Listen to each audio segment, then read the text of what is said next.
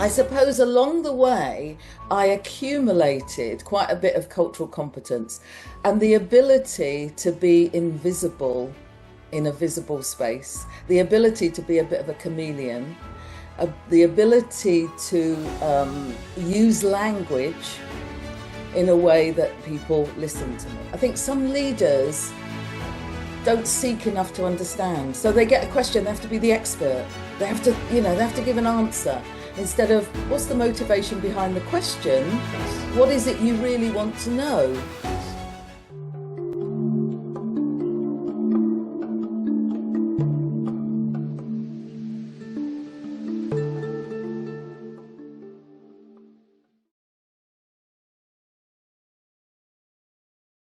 The one thing that's been laid dearly on my heart is the fact that over the years, we've had so much tremendous talent, just stellar principals and CEOs.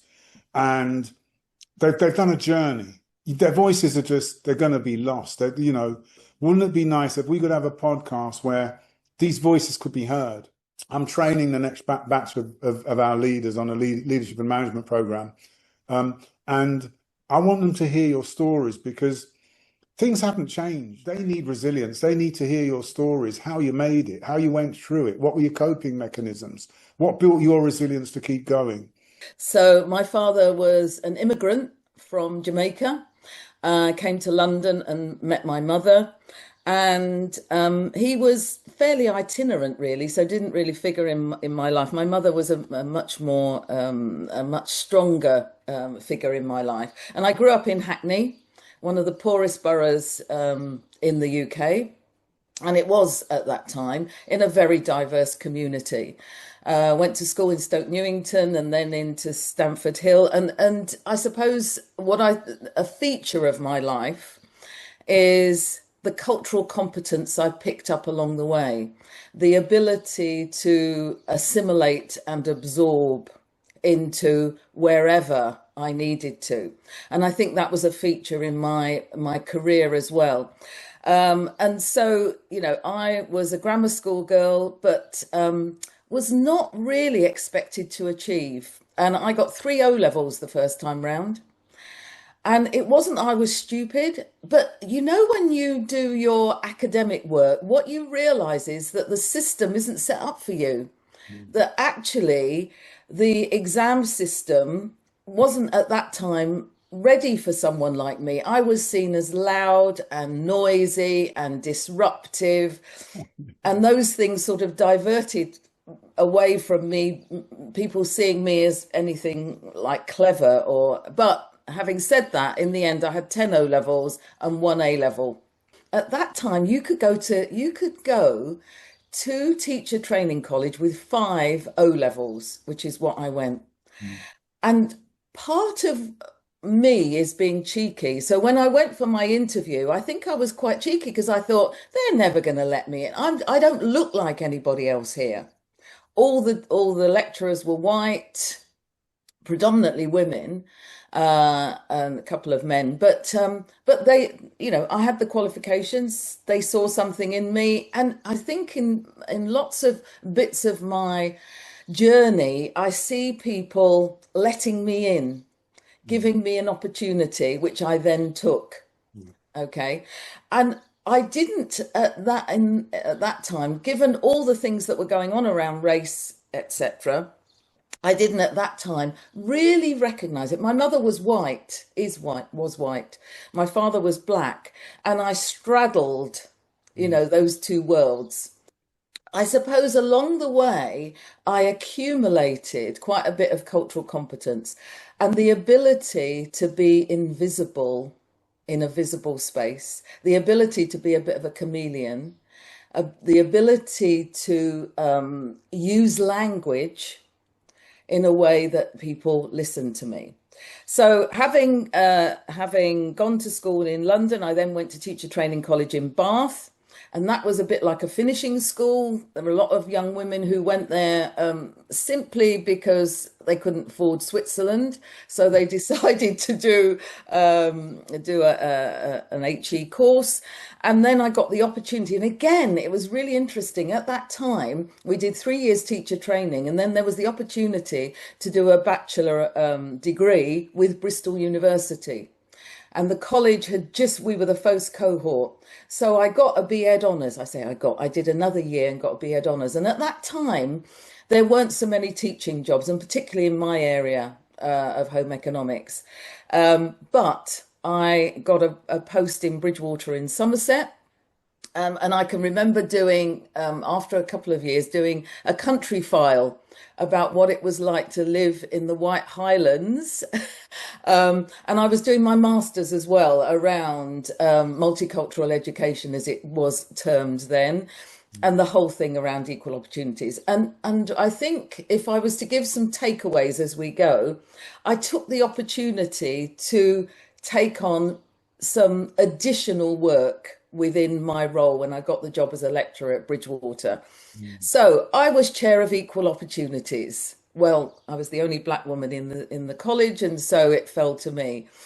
But that was exhausting. It was exhausting in terms of policy. It was exhausting in terms of interventions. But it gave me this thirst for academic life. And so that's when I took up my master's. And what I didn't realise at that time is along the way, every year I picked up some kind of learning, some kind of qualification every year for my own benefit and for the benefit of my students. And I think people ask me, why is it that you were able to do what you did? I was really focused on learners and learning. I was really curious about what I could do to support learners and in their learning. And so I felt I had to do more learning as well. So I did something. So I accumulated NVQs because I wanted to understand how they worked. And I've got NVQs in leadership and management. I did another CIM qualification. I've also got an NVQ in massage anatomy and physiology because I thought I might teach that, do something different. And home economics fell off the stool, so to speak. And so I then picked up middle management of health and social care and childcare. And then I grew that team, because I could see that there were opportunities there for learners. And I also was interested in how to work with staff. It's interesting around the barriers at that time, but I worked at really understanding where people were, understanding how to lead and manage with authenticity and with respect and with understanding.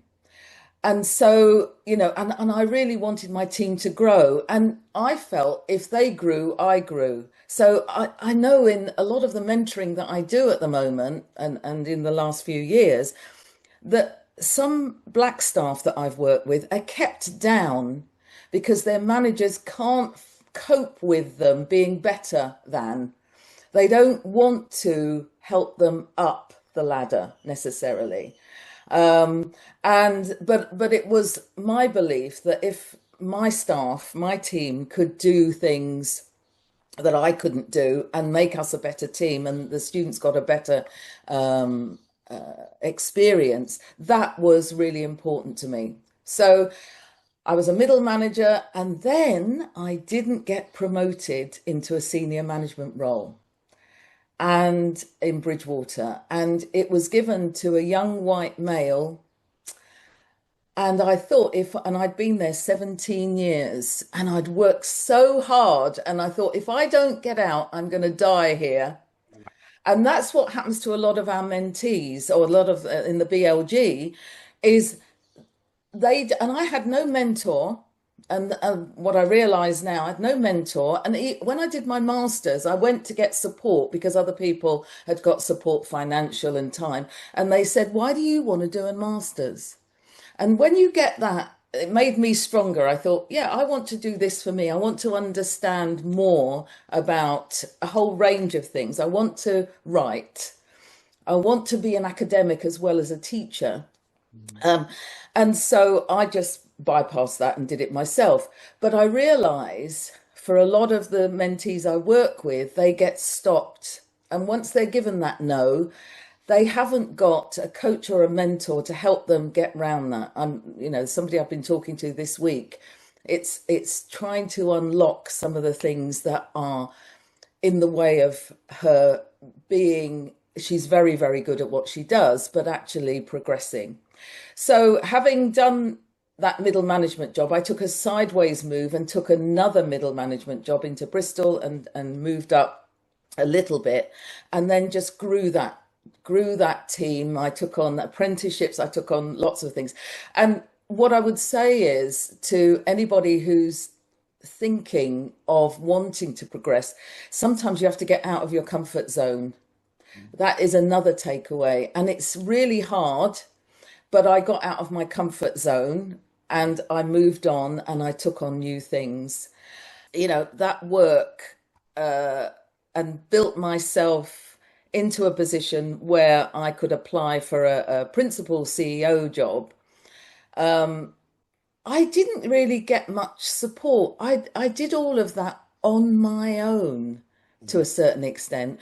There was a little bit outside, talking to people. But when I think of what we do, certainly as the BLG, but I know there are other groups now in terms of mentoring people, the things you're doing, Trevor, that wasn't around in the same way. That wasn't a connected service. You had to connect the dots yourself. And I would say to anybody who is stuck, look around and get yourself a network that is going to support you. Look around and for a coach. Our people in the Black Leadership Group do it for free, pro bono mentoring. I also do some coaching, because that's a difference, how you talk to the principal, for example. And so having gone through a process where I applied for Salisbury, so glad I didn't get that job. I think it would have been a challenge, and I'll talk a bit about governance in a minute. I think it would have been a challenge with the governors. I got the job at Swansea, and I was the first woman black principal in Wales. Well, so, imagine going to Wales, and apparently, the day I got that job, the message went to the Welsh Assembly government, because Wales is a small country and we're working with them on the anti-racism. But at that time, they've appointed a black woman. Oh, my goodness. Now, 23 principals in Wales at that time, including one black woman, and the rest were white men. And in fact, I had 2 white male principals, vice principals who worked with me, who became principals, but said they wouldn't have done it without me, which is interesting. And to be fair, they haven't just said that quietly. I'm not here to promote myself but I'm just saying that I became an ally for them and gave them a way of working. It wasn't immediate, but and the same when I went to Leeds. When I got the job in Leeds, which was my next principalship. So I've done this 5 times. In various ways. I had 2 male principals, one of whom went off for a week because I'd been appointed. And when he came back, I had to have that difficult discussion. You're either with me or you're not with me. You're out. Because I can't have somebody who thinks they're running the ship in the way that this guy thought he was running the ship. So, and I suppose one of the things that's been said about me is I've been quite courageous. I've felt the fear and done it anyway. I always think, what's the worst that can happen? Yeah. And I think for a lot of staff from underrepresented groups, that fear, and we talked a bit this week about trauma at the moment in the world that people feeling, that they possibly, it wasn't a luxury, but don't have the same feeling at the moment that they can put themselves out there. It feels more dangerous than it did for me in some ways. I'm not saying it wasn't hard, but it feels the consequences. So I would think, okay, if I'm and I'd say this to the staff, if I'm treading in treacle and I'm not moving forward, and the students aren't getting a good deal, I can't stay here because, I'm doing the best I can. I've pushed every boundary. I've I've I've done the strategy, I've done the operation, I've given you the golden thread, and everything goes back to the students and and the learners and what we're doing for them. And if that's not good enough, then maybe I have to go. Now, I never went quite in that way until I got to Lewisham and the politics and the people.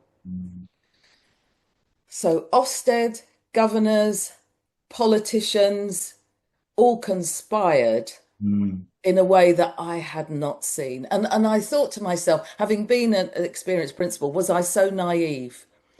But when things are happening in a way that you would never operate, when you have your trust in people, and I had black governors who turned their back on me. Yeah, been there. And I had a chair of governors that was undermining me.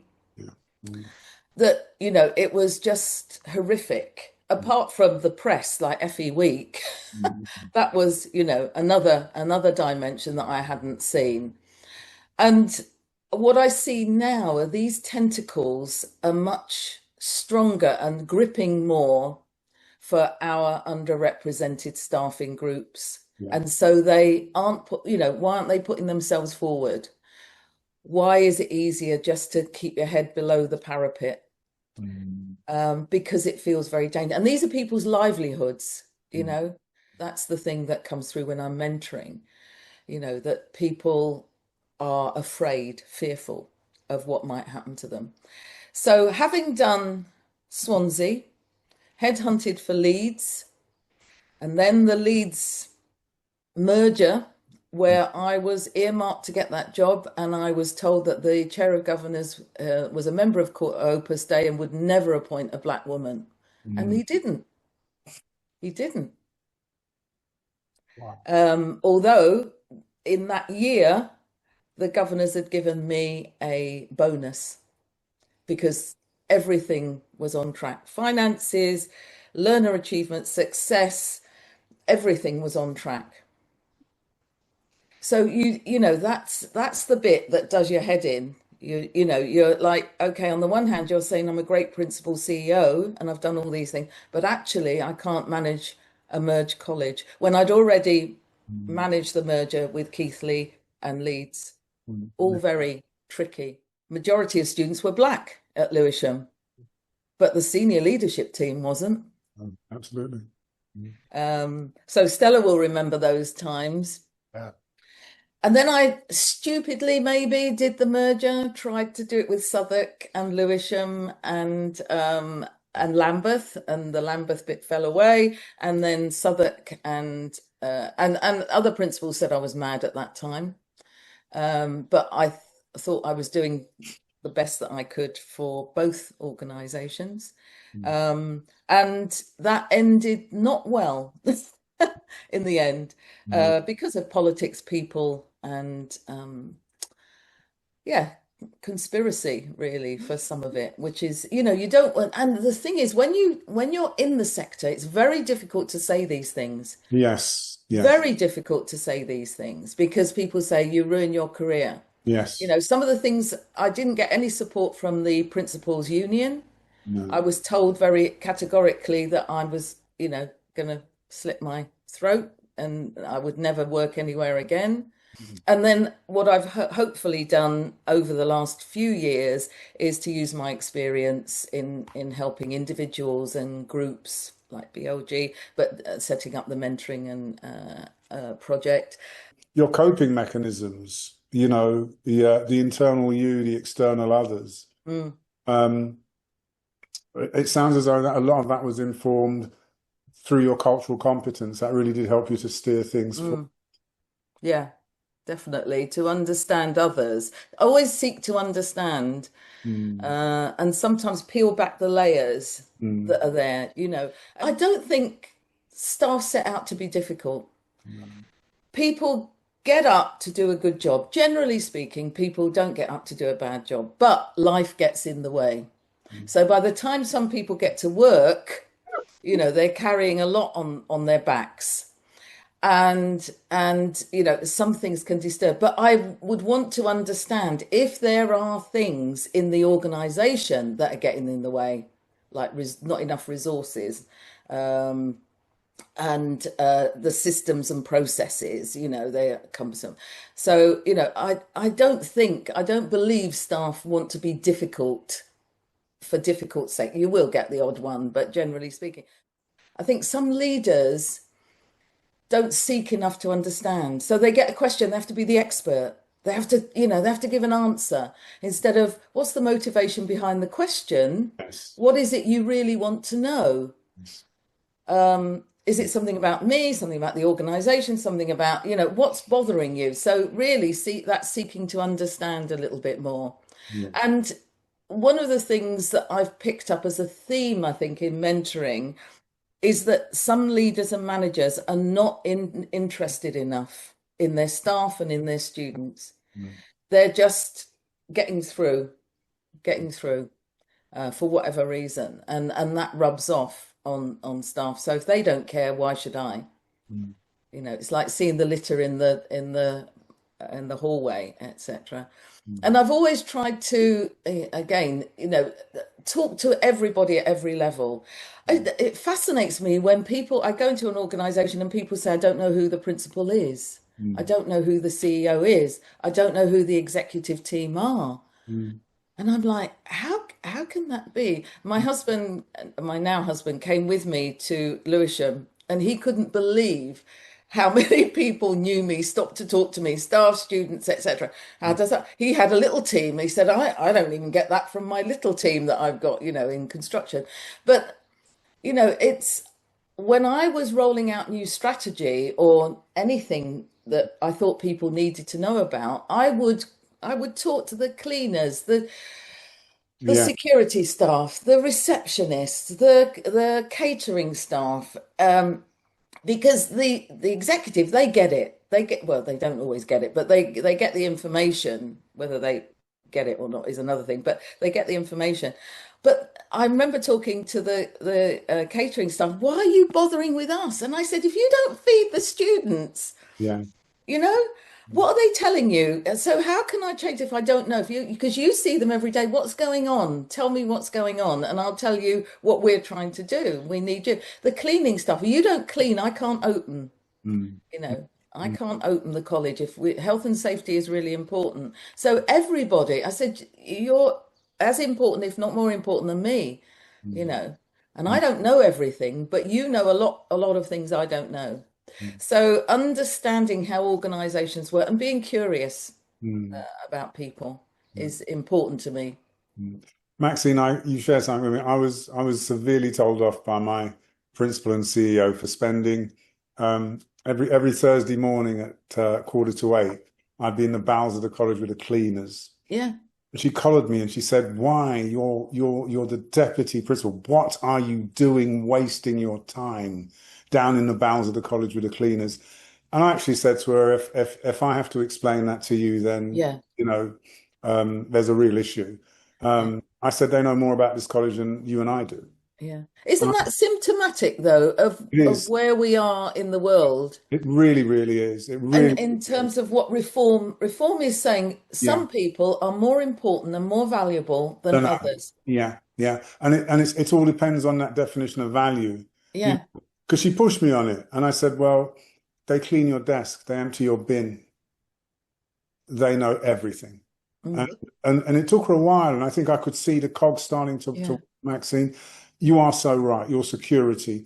The people you take for granted are the real hub, are the real wheel, are the real engine of the institution. I just love what you said because for me, and I know Stella was the same, I think that's one of the keys to why we were successful, why so many of our peers were not. It's because we focused on people and we realized that the real essence of the organizations that we were in. What would be your greatest piece of advice that you'd want to give any aspiring person, male, female, black, white, whatever? What would be the most important nugget you'd want to give them today in terms of their journey to C-suite, senior leadership? If I just think about what people say to me in mentoring and coaching about, about what they want, if you can think it and dream it, you have to have a plan to make it happen. Right. And you need to surround yourself with allies and people who are going to help you to get there, Yeah. because it is more and more difficult. When I talk to mentees, they've been trying to do it on their own. Yeah. And they've got all the skills, they've got the ability, they've got the evidence. They don't necessarily know how to use, this is something I've been talking about this week, don't they know how to use the evidence of their great work. You've got to make yourself more visible Yeah. with hard evidence that is irrefutable. And you, this is a cliche, but you've got to be comfortable about being uncomfortable, because some of it does feel very so. I'll just give an example. So a mentee said to me that they've got a manager who's underperforming, and this manager had gone to the principal, so jumped over them to the principal, so somebody in between. And so I said, you have to now be more visible to the principal in terms of that should not happen unless they, and it was simply because in the restructuring, this man did not want to be managed by a black woman. That's what it was about. So what's happening is she's invisible. So he just thinks she doesn't matter. The next level doesn't matter. I will go to the principal. And getting that support. And I said to her, when you do this, I'll have your back. So we'll practice how you're going to do it, but I will have your back. And I think that's something you need to know, where your allies and your support's going to come from. Because if you go there and it all falls apart, you feel worse. So that's what happens. People don't go there. So getting yourself allies, network, and support around you in order to move on. Courageous leadership, Maxine. Yeah. Courageous leadership. But hopefully authentic, and I always felt that I didn't have the best ideas, but what I could do was corral people who did. I don't know if Stella's had the example of, and I had it in several colleges, where I'd bring teams of people together from anywhere, because I could see that they had skills and abilities that could help a project or a team. Some of the senior managers would say, why are you letting them do that? Why are you? Because actually we want to grow these people, give them the opportunity to learn and develop, and no fear of failure. Yeah. It's not about that. No. And it's absolutely about saying the best leaders, the best CEOs, the best leaders know that they don't know everything. Yeah. But what they do know is that they've got a pool of talent in their organization that can answer those questions. How do I create that space? Talent management, yeah. Yeah, the most creative meetings for me, I don't know how it was for Stella, but it wasn't the senior management team, the leadership meetings. It was the pods. It was the head of departments meetings that I got more out of, Maxine. Yeah. Because they were the doers. They were actually doing. Yeah. So I absolutely think that, and this is what I'm getting, the new leaders to understand. You will never know everything, but what you can know is that you've got an awful lot of talent and ability in your organization. If you get beyond this hierarchical model that, people below you don't know what you know. But so thank you. That is just absolutely wonderful. And it's I think some of the managers think, it's using and abusing people. It's not their job. They don't know that. But if you ask them, absolutely not. People they're hungry for it. Absolutely. And you're developing them as well. The people you're working with, Trevor, look around. Where are their opportunities? What are you fearful of? What's the worst that can happen? Absolutely. Absolutely.